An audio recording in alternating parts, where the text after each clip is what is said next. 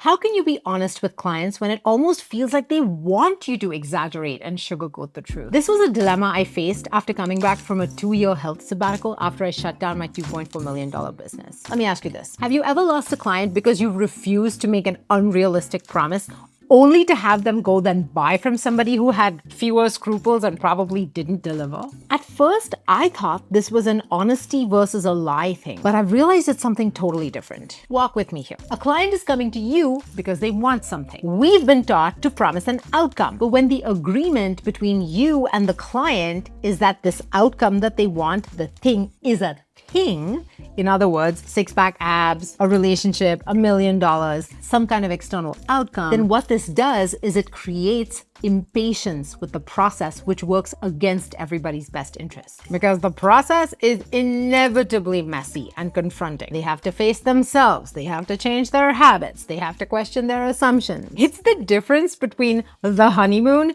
and then waking up next to someone in year 10 and realizing they snore and they're hairy and they're a pain in the butt. When things don't fit neatly into the narrative that your marketing has created, it makes the client lose trust in the process, in themselves, and in you. But then you have to think, if the buyer isn't getting faster, cheaper, better, more certain, then what the heck are they spending the money for? I went through weeks of journaling and long walks and grappling with this question. At first I thought maybe it's because you need to sell the process. But the problem is that unless you're, again, sugarcoating the process and making it sound a lot easier than it actually is, it just sounds like a bunch of work, which then puts the pressure right back on the client. So if it's not the outcome and it's not the process, then what is worth spending both the time and money on?